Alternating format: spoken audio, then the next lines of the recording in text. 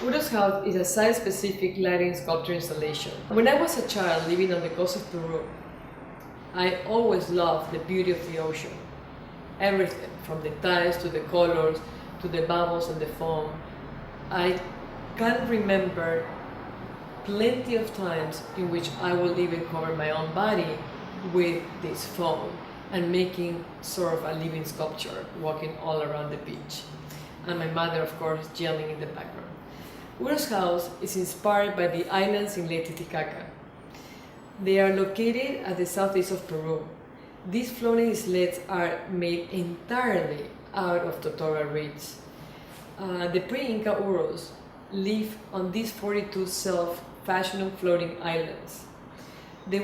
Everything was built out of these materials, from the houses, the watchtowers, to the boats. Everything that they will utilize was done by this same material. Putting these two ideas together, Uros House was created, and it was to reflect the natural elegance of the sea foam and the totora reeds, as if these houses come out simultaneously at the same time from the ground and become one with the earth. I always find extremely interesting to see how the viewers interact with the sculpture, how they connect and share the experiences based on the expression, comments and opinions. People see all sorts of different things, and that's one of the reasons why public work fascinates me. It's very interesting for an artist to see the reactions of people to the piece that you have created for that determined space. It got my attention.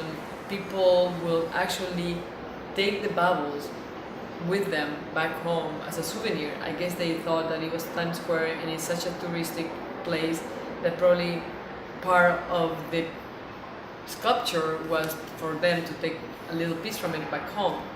So that was a funny part of it. The other element was a moment in which I guess another spectator, basically threw himself on the bubble, thinking that it was, I guess, made of gum, that he was gonna bounce back. I guess when you make sculpture that is public, it's a fascinating world, a door that you open to hear all these different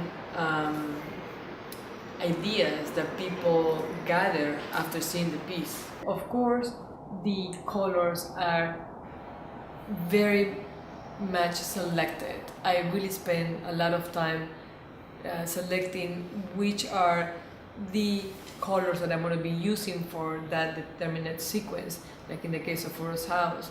The timing, of course, for each one is very important. It's all very much programmed and synchronized in a special sequence for the piece.